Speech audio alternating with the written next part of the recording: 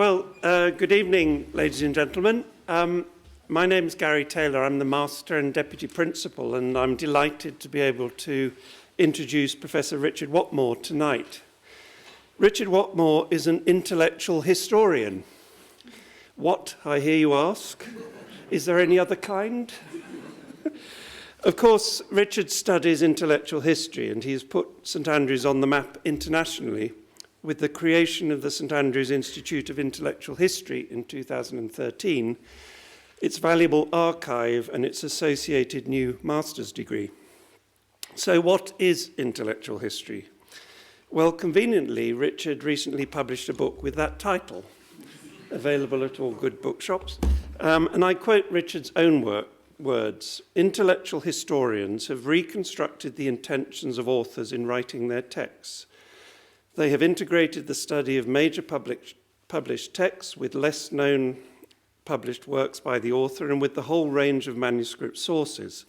In addition, they have related the work of historic authors to their ideological context in order to infer precisely what authors were doing through engagement with the ideas of their own time." So now you know. So how did his career lead here? Richard hails from Newcastle upon Tyne and attended Framwell Gatemore Comprehensive School in Durham. I'm afraid that Richard is not listed as a notable former pupil on the school's Wikipedia page, which does, however, list footballers playing for Darlington, Leeds, Hartlepool and Middlesbrough, and perhaps somewhat surprisingly, the sitting Conservative MP for North Warwickshire. Richard's considerable soccer skills were clearly not up to the mark, so he read history at Cambridge and then spent a year at Harvard on a prestigious fellowship before returning to Cambridge for a PhD with the great Hungarian-born historian of economics and political thought, István Hont. Richard then took up a lectureship in intellectual history at Sussex in 1993 and spent 10 years there, becoming head of history and director of the Sussex Centre for Intellectual History. Happily for us, Richard moved to St Andrews in 2013 with his 3 sons, 3 cats, 2 dogs, and wife, Ruth Whitfield, whose own excellent inaugural lecture you may have caught just over a year ago. I would encourage you to visit the website of the Institute of Intellectual History, which has a wonderful archive of lecture podcasts.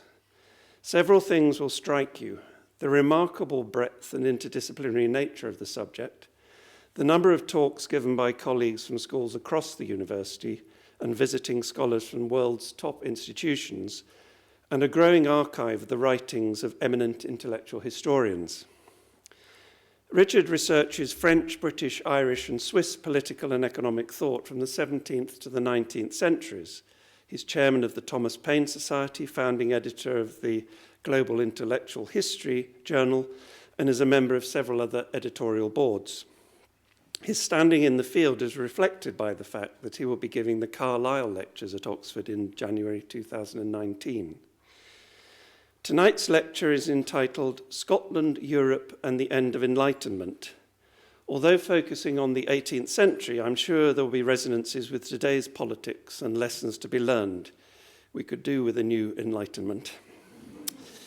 At the end of the lecture, the Dean of Arts will give a vote of thanks before we all retire to Lower College Hall for a reception. So join me in welcoming Richard to deliver his inaugural lecture.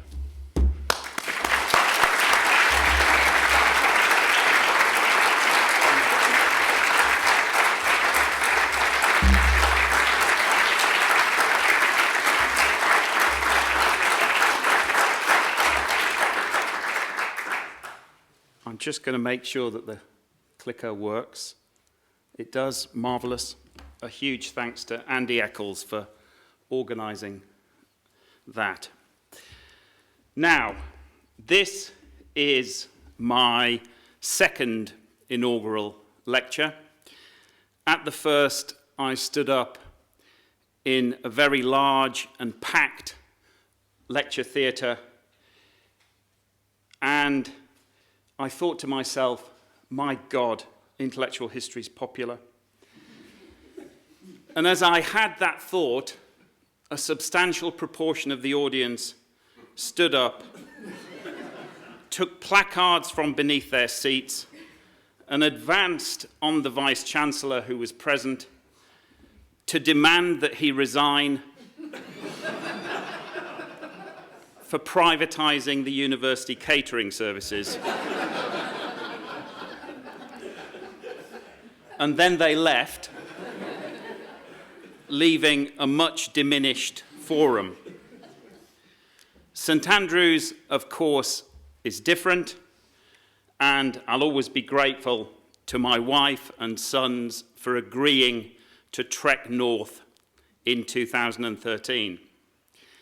Now, I'm going to talk to you about the turn to Scotland at the end of the 18th century and at the beginning of the 19th century, in the first few decades of the 19th century. And the turn to Scotland across Europe signifies a fascination with travelling to Scotland. Lots of historians have noticed that people become fascinated by Scottish history. Of course, many of the Europeans were subverting Scotland's past, but nevertheless, there's a genuine interest and fascination. If you could afford it, you would send your children to the Scottish universities. They were deemed to give one of the best Protestant educations in the world. And Scottish philosophers, their works are read and translated, and obviously they're referred to by the term the Scottish Enlightenment, and Scotland becomes significant for a European population. Now, the standard explanation is to do with the caliber of the philosophy, or the greatness of the works of Hume, Smith, Ferguson, etc., or the fact that an Enlightenment baton is being passed on from the 18th century to the 19th century in some kind of Whiggish fashion as liberty and democracy spreads across the world. But I want to give a very different explanation tonight, and I want to associate the turn to Scotland with what I call the end of Enlightenment. And I'm going to argue that the turn to Scotland is directly connected with the end of Enlightenment. It's a complex argument, but I'm going to use a lot of prints, partly because they're wonderful to look at, but also because they say a great deal about political argument at the end of the 18th century and into the 19th. In the first part of the lecture, I'm going to explain what I mean by the end of Enlightenment. I'm going to consider some counter-arguments to the idea of the end of Enlightenment, and then in the third part, I'm going to explain why Scotland is so significant. So, to begin, the end of Enlightenment, if the Enlightenment is anything, I suppose, it's a series of reform projects which it was claimed would address the problems of 18th century society, problems of luxury, of selfishness, of war, of the lack of liberty, or trying to ensure civil peace, putting an end to religious conflict especially. And the Enlightenment generated an enormous number of reform strategies, and I'm going to argue that by the end of the century, Enlightenment luminaries themselves recognized that their reform strategies had failed. And that's what I mean by the end of Enlightenment, that the reform strategies associated with the Enlightenment had failed, and that new philosophies were necessary if you were going to cope with the problems that contemporary societies faced. Now, this is a Rowlandson print, and it describes philosophy run mad. It was Rowlandson's view, and that of many contemporaries. It's a well-known print, that the philosophy of the Enlightenment led directly to the barbarism of the French Revolution. And you will see the figure in the center. It's not Marianne. It's too early for Marianne. It's either Hercules or a fake Minerva, but philosophy has run mad because the aspirations of the revolutionaries to create a world of perpetual peace, referred to at the top right, the abolition of offensive war, you see with the mortar being fired, universal benevolence, and to the right of universal benevolence we have a grinning virago tearing the heart out of humanity. On the left we have the ragged soldier with the decapitated head representing law, but actually the jurist is on the left, downcast because law has collapsed, the population is famished, and the only thing that's really being offered to them to eat is paper money, the assignat at the top left. So the philosophy of the Enlightenment leads directly to revolution. It leads to barbarism. And that's a Rowlandson. This is an Isaac Cruikshank print, and it shows what the French revolutionaries are doing to their own population. They're trying to get them to join the revolutionary army. They're asking them to share in the glory of France. That's what the soldier says on the left.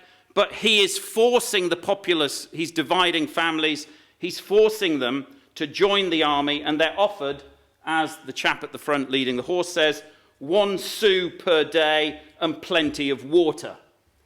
And this is the rights of man, alias French liberty, entering volunteers for the Republic.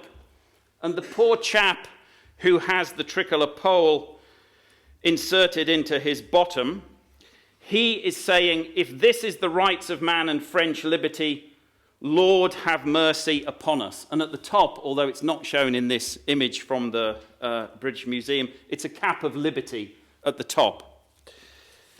Now, the next print is what happens when you have reform in Britain. John Bull is sitting with his, enjoying the blessed effects of a good constitution, his meat with his frothing tankard of ale. The reformers come along. They tell him he needs a reform. What does that entail? They cut his leg off. They probably eat it. They make him eat frogs. He now has ragged clothes. He's lost weight. And the result at the end is them telling him that he is actually happy, even though he's not aware of it. He ought to thank them for his life, despite being bedraggled and impoverished. And brutally, they're wanting to jump on him. So the reformer at the back says, I will have a jump. Now, that's the claim that there's a direct relationship between enlightened reform and the revolution.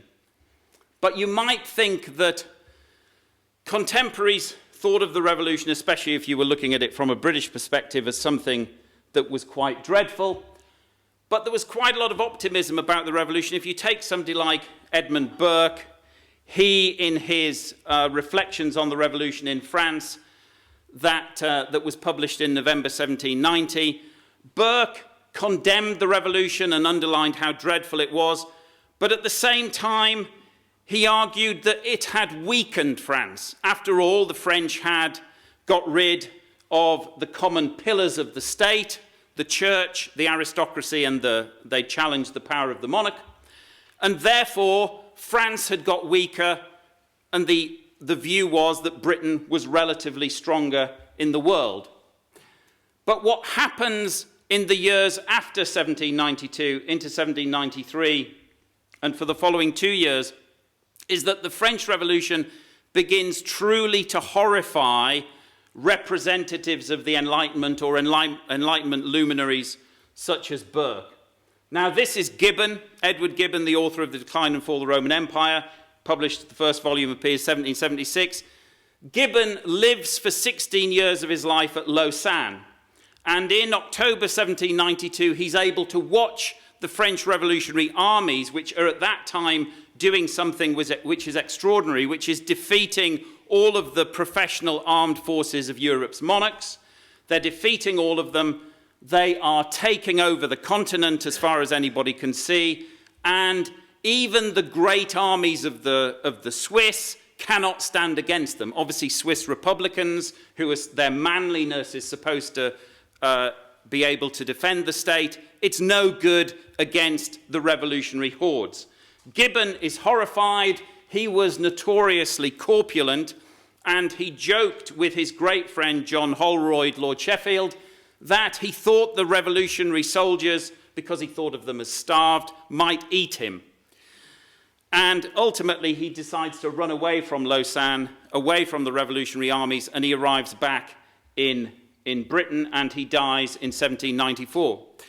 But before he died, Gibbon underlined how horrified he was by the revolution and by the fact that it had changed the world for him.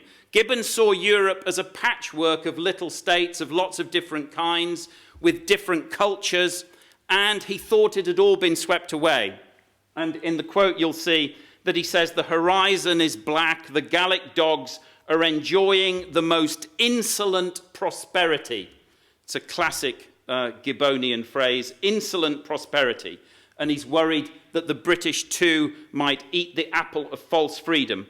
And Holroyd has already written to him that French affairs are out of the line of common politics. In other words, things are happening that just are not explicable. Now, if we take Burke himself, people say that Burke's most important book is the Reflections on the Revolution. That's not the case. It really is the Letters on the Regicide piece that he writes at the end of his life, because it's here that he addresses the things that he doesn't understand about the French Revolution. He calls it the Republic of Regicide, and he says, with an annihilated revenue, defaced manufactures, ruined commerce, an uncultivated and half depopulated country where the people are distressed, enslaved, famished, where they've moved from the wildest anarchy to the sternest despotism, they have, and it makes no sense at all, conquered the finest parts of Europe, distressed, disunited, deranged, and broke to pieces all the rest, and subdued the minds of the rulers in every nation. So old Europe's gone. If the Enlightenment was anything, the reform strategies associated with Enlightenment luminaries, they die convinced that their world has been shattered.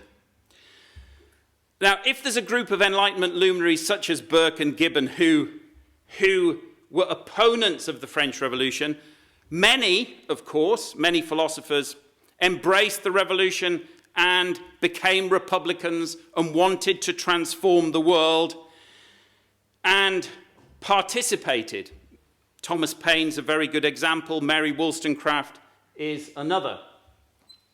But they too, as the 1790s proceed, become more and more convinced that if the Enlightenment ended up in a republican experiment to transform Europe and turn it into a series of republics that were pacific and promoted prosperity, that too had failed. Wollstonecraft travels to Scandinavia, and her resulting letters are written in 1796, and she argues that even the Scandinavians are not capable of virtuous living. Things have got so bad. Obviously, Wollstonecraft herself lived in Paris in the first years of the Revolution. She can't see a solution to the problem. The Republican experiment has failed. It's as if you have to change human nature itself if you're going to get proper reform. Thomas Paine, probably the most famous Republican, dies a drunk in Philadelphia in 1809 because he believes that the republics that he'd supported in North America and in France had failed. Paine condemned George Washington and John Adams and said they too had been responsible for a terror occurring in their states, and they'd failed to create republics that were pacific. The only solution that Paine could see, which many Enlightenment figures embrace, and in this respect he's diametrically the opposite of Burke. Burke thought you had to have a war to the death against revolutionary France if you were going to have a future at all. For Paine, it's a war to the death against Britain. You have to destroy Britain, because if you don't, no reform is ever going to be possible. Now, I'm going to turn to the counter-arguments to the notion of the end of Enlightenment. And in the end of Enlightenment, what I've argued is that the Enlightenment luminaries themselves argued that reform had failed, and the generation of Republicans who themselves perceived a different Enlightenment being linked to Republican revolution, that too had failed. So I'm now going to consider the counter-argument, and a good counter-argument is the philosopher David Hume, who dies in 1776, notoriously happy and seemingly, well, he has a happy death and he's seemingly optimistic about the future. There's a famous account of Hume's death, which Adam Smith writes in a letter to William Strahan. And Hume,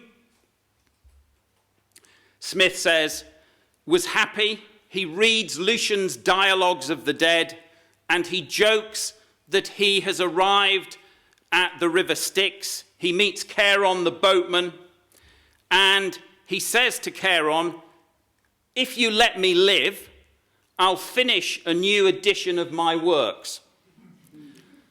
So it's worth it. If I live a few years longer," he says, "I may have the satisfaction of seeing the downfall of some of the prevailing systems of superstition." How does Charon reply? Hume acknowledges. Charon says, "That will not happen these many 100 years. Get into the boat this instant, you lazy, loitering rogue."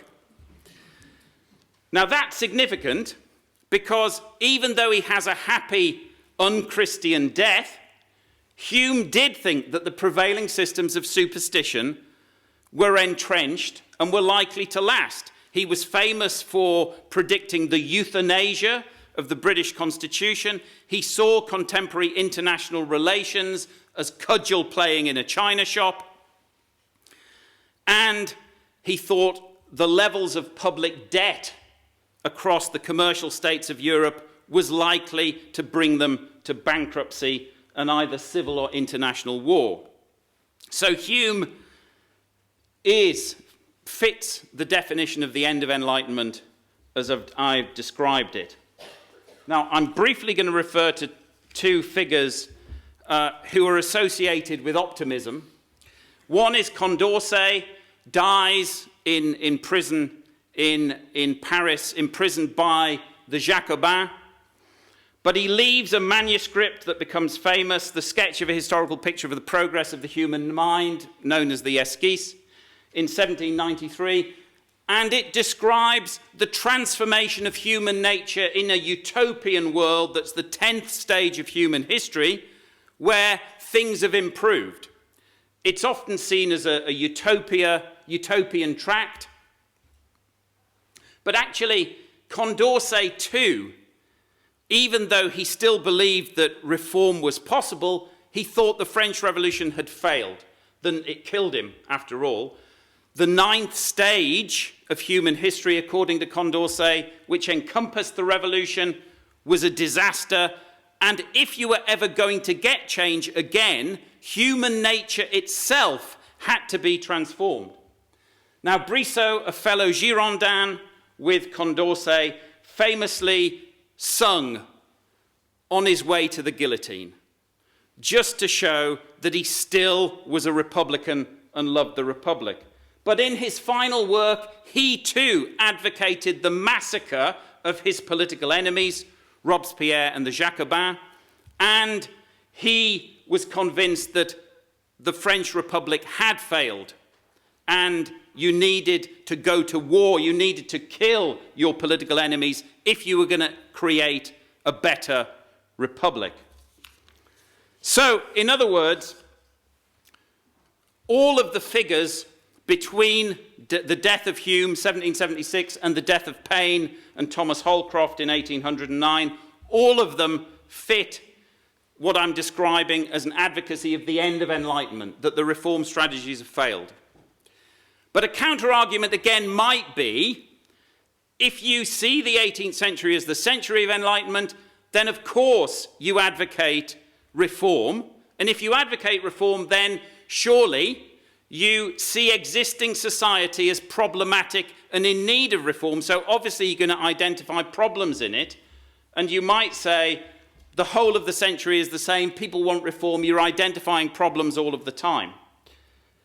Now, it's certainly the case that in the 18th century, people are obsessed with the likelihood of societal collapse. There's a literature of Jeremiah, which is pervasive. Many people believed that Europeans were following Roman history. They were being seduced and corrupted by luxury. They were becoming more selfish. Their capacity to defend themselves as states was becoming weaker and weaker.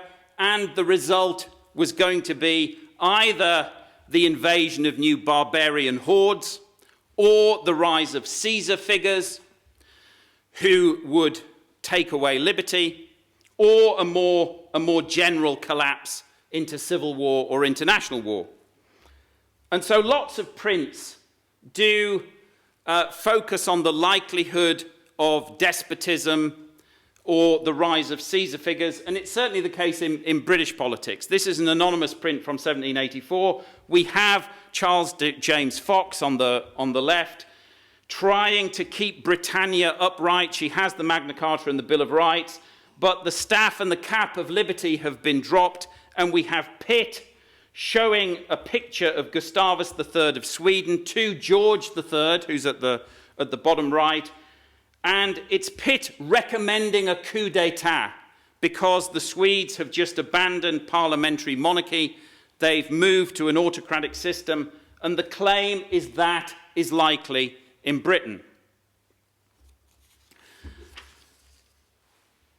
An earlier print is called The Wheel of Fortune, and it's significant because it appears just after the victories, the great victories of the 7 Years' War, when you might have expected people to be optimistic. But of course, they were not. Here we have Lord Bute, John Stuart, the third Earl of Bute, astride Fortune's wheel. Fortune is blinded to his right, and she is dropping money and giving it to the Scots, who are trying to scramble for it beneath. There is a figure of monopoly and oppression. That is the fat privateer in the front. And Bute is defecating on Britannia and Hibernia, obviously Ireland with the harp. To the right, things are so dreadful, the argument goes. The argument goes that Bute has made a mess of the Treaty of Paris, and rather than making Britain a supremely powerful state, it's on the edge of decline. So people are leaving. They're going to America. Obviously, that's the ship on the right. And we have John Wilkes at the top right-hand corner. He's writing his famous journal, The North Briton, and he's saying, he's attacking the people that he calls gouty bunglers. And obviously, you'll see the elder Pitt beside Bute with his swollen leg. So they're the gouty bunglers, but we have the devil on the bottom left, and the devil is saying, I let them alone as yet, but by and by I shall clutch them all. So, not a lot of reasons to be cheerful, but probably the most depressed person of the entire 18th century is Richard Price, the Welsh dissenting minister, who is predicting imminent collapse in all of his works. He's writing here at the time of the American Revolution, the most valuable of our dependencies is lost, a new foreign war is begun, trade is declining, our strength is wasting, debts are increasing, and never was the kingdom in such peril. So it is the case that right through the 18th century, you get the literature of Jeremiah, you get anticipations of collapse and decline. But I want to argue that the end of the century is different because there are a new set of problems that have become acute, that it's argued that Enlightenment strategies for reform simply cannot cope with at all. And interestingly, it's Adam Smith who provides a lot of ammunition for those who argue that things really have gone to the dogs in new ways, with the publication of his Wealth of Nations in 1776. It's interesting in the case of Smith that he always provides ammunition for radicals. In his own time, it was radicals of the left mainly. Today, it's radicals of the right who want to use Smith to change the world too. But what Smith argued was that there was a mercantile system, and it's the existence of the mercantile system that becomes an obsession of reformers at the end of the century, and it's the problem that they think nobody can overcome. And he argues that the mercantile system is a connection between politicians and merchants and bankers that is corrupt, that leads to legislation in the interest of the merchants and the bankers who are seeking profit and self-reward. The people who suffer are the poor and the indigent, as he says, who are neglected and oppressed. And he launched what he called a very violent attack upon the whole commercial system of Great Britain, because it's Britain that is seen to be the weakest and most corrupt state. Now, the idea of the mercantile system is taken up by lots and lots of contemporaries. A good example is Benjamin Vaughan, who was a negotiator in the Treaty of Paris that put an end to the American wars after the Revolution. And Vaughan said that it was the mercantile system itself, centered on Britain, that was responsible for pretty much all the wars of any country in Europe. Wars of conquest are directly traceable to corrupt commerce. It's lusting after monopoly, it's lusting after profit by merchants and politicians together, politicians who are in the pocket of merchants, and the consequence is dreadful. Now, this image from 1788, it's anonymous, but it shows what the mercantile system meant to contemporaries. We have on the left Edward Thurlow. He was the Lord Chancellor. He was the enemy of Pitt. And he is standing beside Warren Hastings, obviously the Governor-General of Bengal and then of India, who has a turban that turns into a cornucopia, which is pouring money into Thurlow's stomach, and it is grotesquely extending it. Now, Thurlow is saying, lack a day, you distress me, because the expectation is that the stomach will explode. And the legs, which are Ireland and Bengal, the parts of the empire that are being exploited in order to generate this stream of revenue, those legs, fat as they are not going to be able to support that stomach, and the whole of the empire is going to fall. Now, I've mentioned Ireland and Bengal, but I want to focus on Ireland because many people, many contemporaries focused on the mercantile system as being a system whereby the English are able to oppress the parts of the empire. Ireland, of course, is seen as a colony. It's not yet part of the United Kingdom. And here we have an illustration of what's called English policy, which is divide and conquer, or the present state of our parties. It's from 1790. We have Richard Woodward, who was Bishop of Cloyne. He was a great advocate of the Protestant ascendancy. We have poor Ireland shackled in the front. We have the harp being torn by the English lion. We have people at the back who are identifying themselves as slaves, but who don't see a way of challenging the existing state of Ireland because it's forcibly impoverished. The mercantile system made sure that poor countries could not compete with rich countries. The argument went that because labour costs are potentially so low in a poor country, then they'll be able to undercut the commerce of a rich country. And the argument was, if Ireland was granted free trade, for example, then English commerce would decline and the result would be catastrophe, and therefore the Irish famously, they're not allowed to export their cattle, they're not allowed a woolen industry, they're not allowed to trade directly with Britain's colonies. So Ireland suffers, and you see in the middle the cats, which are the Catholic and Protestant cats, fighting one another. Here's another picture of Hibernia in distress. This time it's Lord North on the left, who is raiding the Irish exchequer. We have Hibernia again with the shattered harp, and we have George Macartney, who was Chief Secretary of Ireland, on the right, and he is saying, exert ourselves, in other words, keep Ireland down, or she will be too strong for us. So in other words, unless you maintain the mercantile system, Ireland will be able to compete and ruin Britain's trade. The figure of Mungo, who is the black figure, who says, don't forget poor Mungo, is Jeremiah Dyson. It's the Lord of the Treasury, and a man called Isaac Barre nicknamed him Mungo, and he appears as Mungo in quite a large number of prints because he was reputed to be so subservient that he behaved like a slave. And he worships Lord North. Now, there was an attempt to get rid of the mercantile system, and William Pitt tries it in the mid 1780s.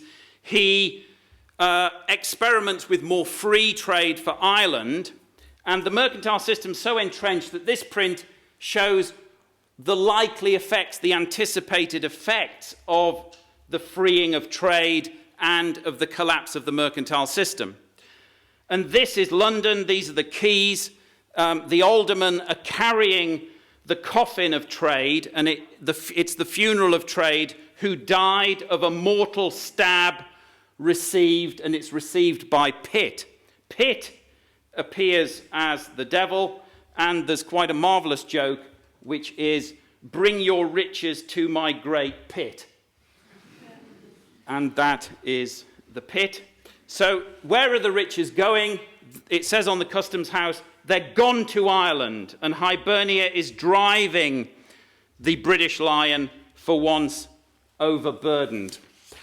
But, of course, Pitt's experiment didn't last. He ends up on his face. His plan to reduce the national debt on the left has failed. His attempt to have commercial treaties to establish peace across the European powers has also failed. In the commentary it says a Dutch squall has overturned Pitt's policy. That was when the Prussians invade the Dutch Republic to crush the patriotic rebellion that occurred, and it shatters the system of commercial treaties that existed. So it's difficult to challenge the mercantile system. The mercantile system is so entrenched that contemporaries think that there's no Enlightenment strategy that can challenge it.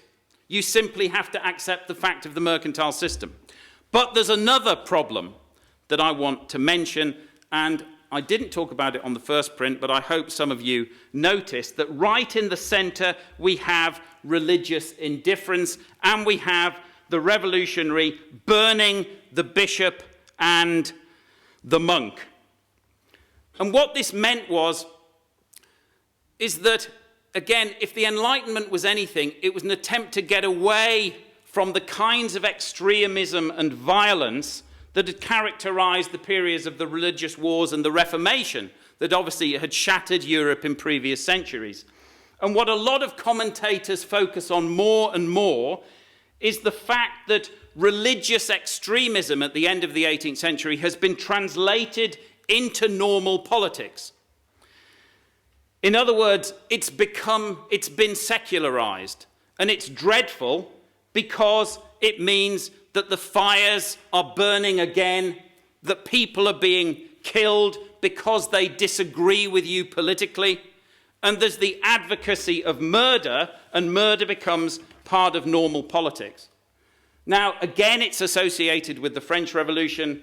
This is Hell Broke Loose, a William Dent print from 1793, obviously showing the execution of Louis XVI, the Abbé Edgeworth, his confessor, his Irish confessors in front, and we have the the flying devils, the revolutionaries, with their drums and their dragons spouting fire. Fire becomes something that you find in so many prints. Here are the female furies.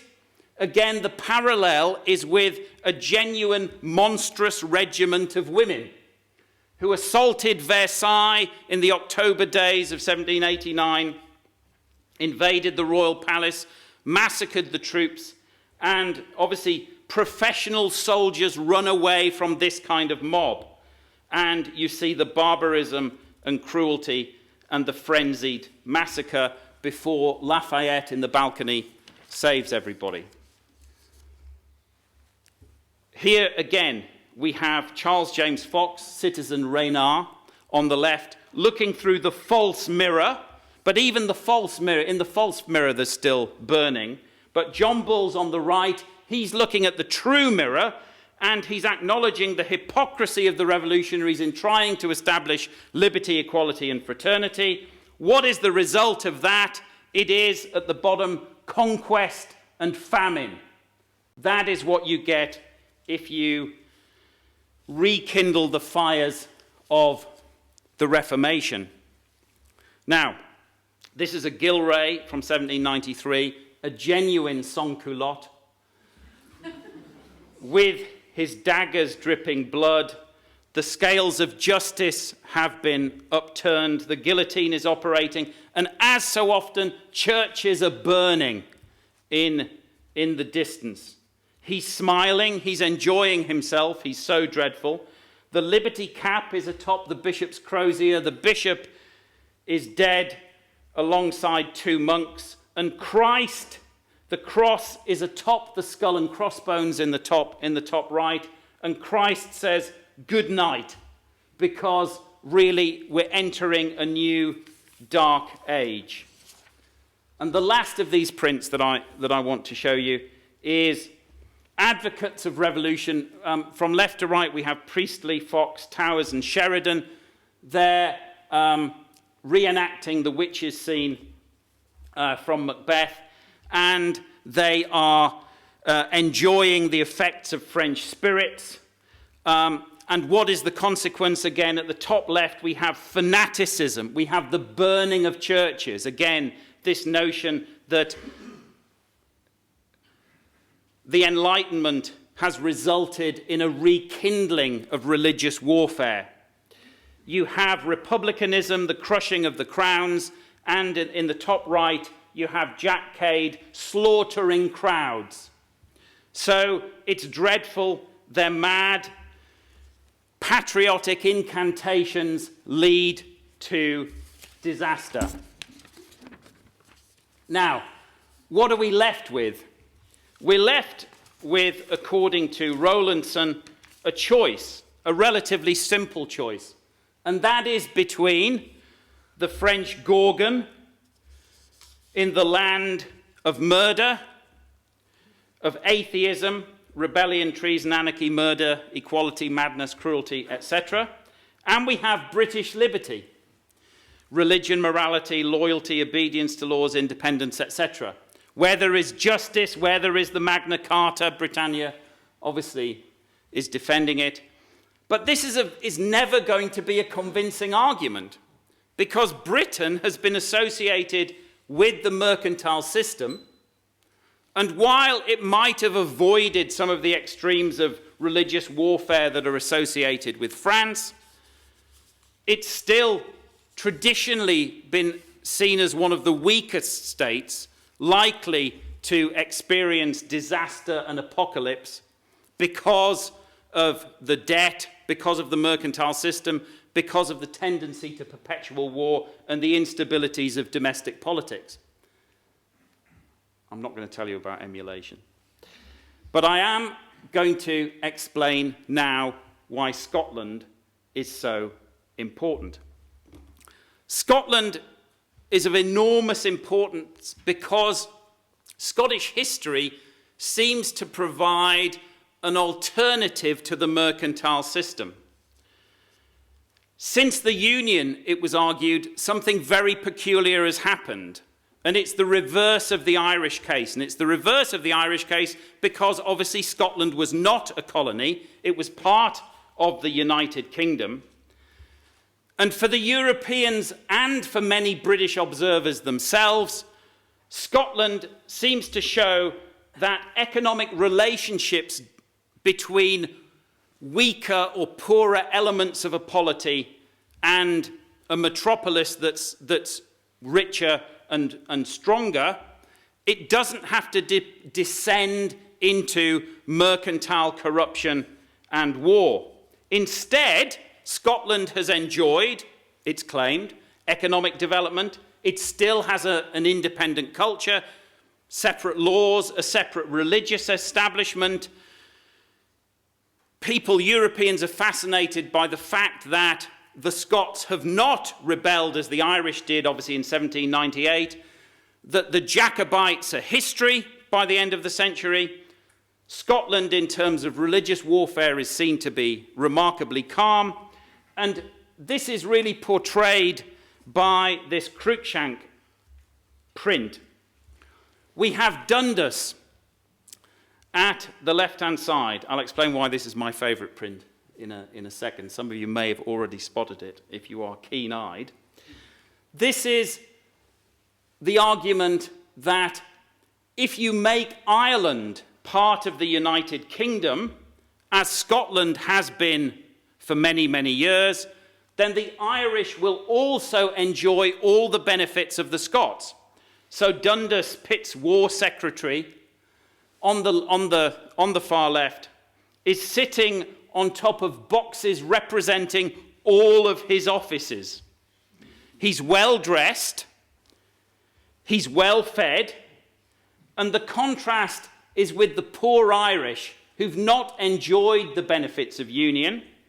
And the flight across the herring pool is the Irish MPs, because at the end of the century, as you will know, there is a union of Ireland with Britain, which occurs on the 1st of January 1801, and the Irish Parliament, the members of the Irish Parliament, become members of the British Parliament, and that is why Pitt is opening his imperial pouch and welcoming the Irish MPs. With Cruikshanks, there's always a negative argument. The Irish, even though they're impoverished and the child is naked and the dog is begging on the other side, they are saying that without a parliament, they will have a walnut shell without a kernel.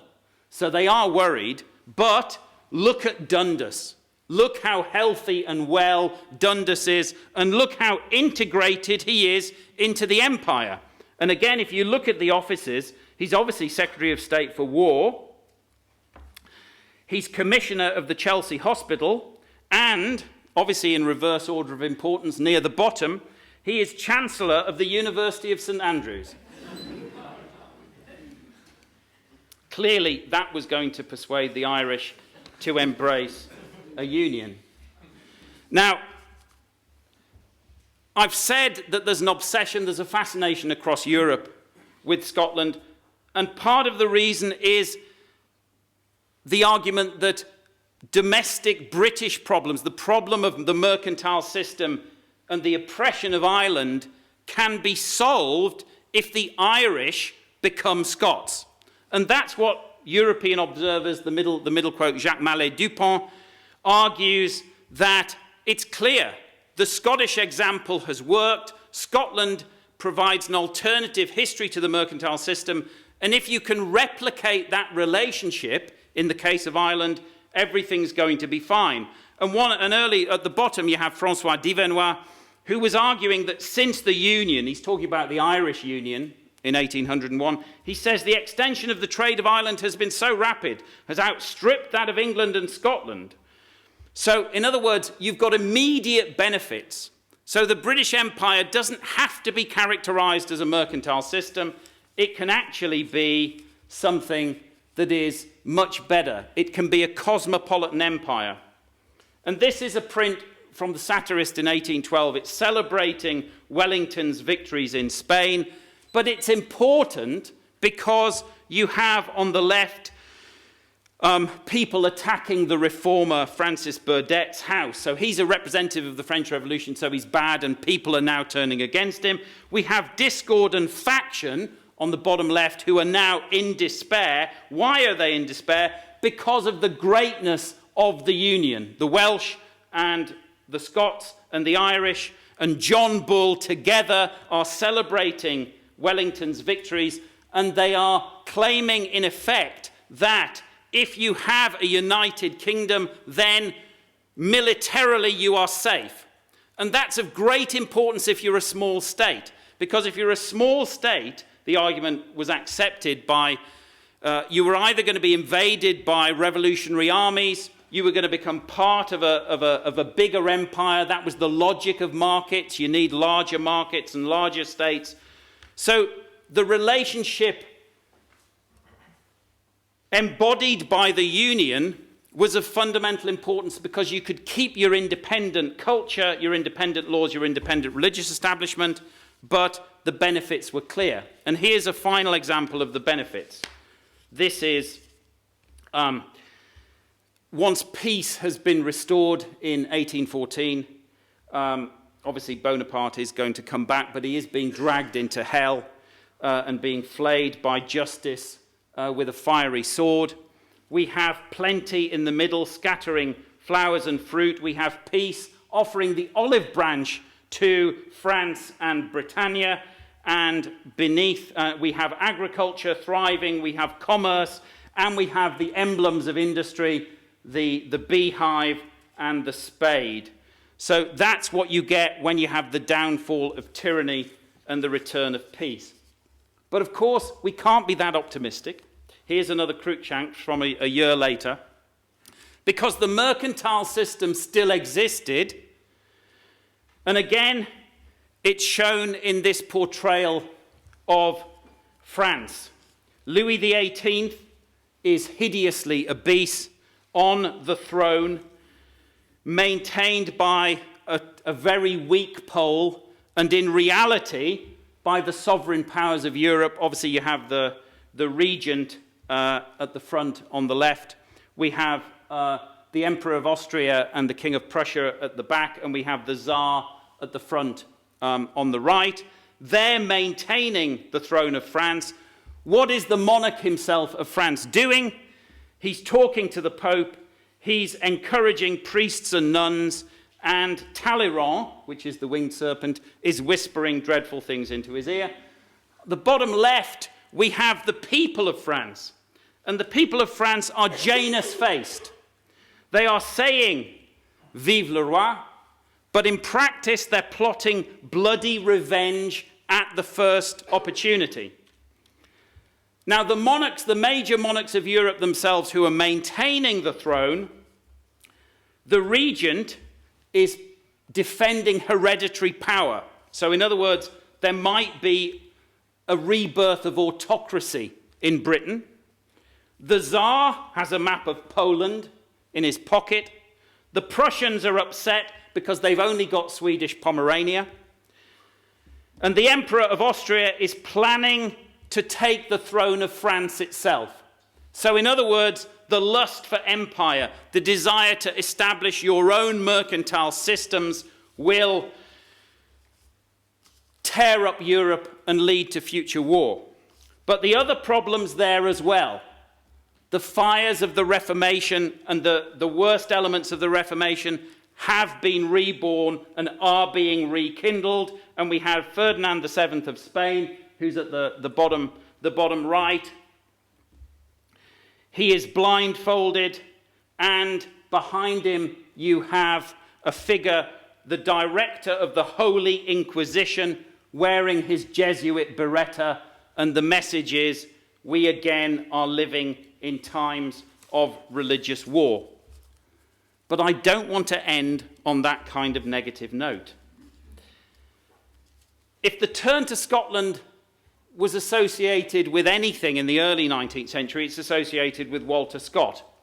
And there's an obsession across Europe with Scott's works, especially after the publication of Waverley in 1814. His works are translated into so many languages so quickly. And there are endless editions. And here we have Scott.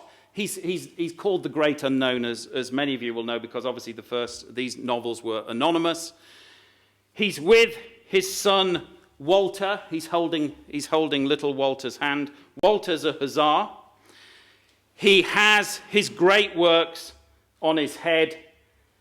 He's visiting Ireland, and the Irish admire him and say, he's a great man from Scotland. So again, the message is well-dressed, well-bred, cultivated, civilized. There's a Scottish alternative to the mercantile system and to the fires of the Reformation.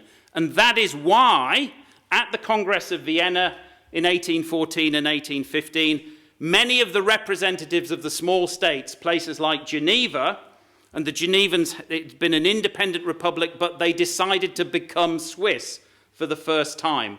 And when they planned to become Swiss, they asked the monarchs, the powers of Europe, if the relationship between their little state and the Swiss, or it's replicated in other examples, if they could replicate the Scots, if they could become Scots. Because the argument went that if they became Scots, they would not be dominated by a much more powerful authority that destroyed their laws, culture, and religion. I'll stop there. Thank you very much.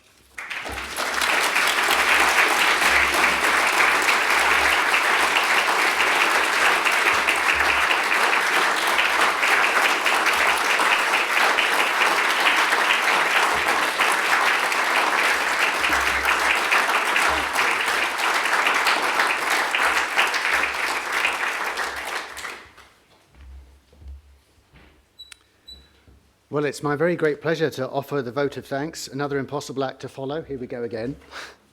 Now, any lay person responding to an inspiring lecture on history is tempted to draw parallels with modern times. I can resist anything but temptation. So we can see lots of the same problems that you talked about today, Professor Whatmore. We can see corruption and the power of business all around us, causing consternation and damnation for many people. Religiously driven conflicts are endemic around the world. Democracy seems to be failing. I'm not doing so well with the happy front so far. I'm going to work on it. Perhaps even we can play with a quotation you used earlier and say that not even St. Andrians are capable of living virtuously, although you look pretty virtuous to me, I think. But it's tempting to speculate perhaps that Enlightenment isn't ending in our current times either. Perhaps it's being transformed through this great turmoil instead. And perhaps transformation is always possible, places like this at the margins. Can we maybe be optimistic about a turn to Scotland now, a Scotland that is still somehow enlightened and cosmopolitan? At least all of us here are determined that's what its culture will be. And on that note, it seems appropriate to end very quickly by thanking you, Professor Whatmore, for your own wonderful contribution to our own Enlightenment culture. As long as we have intellectuals of your calibre, the optimists have a basis for hope. Thank you.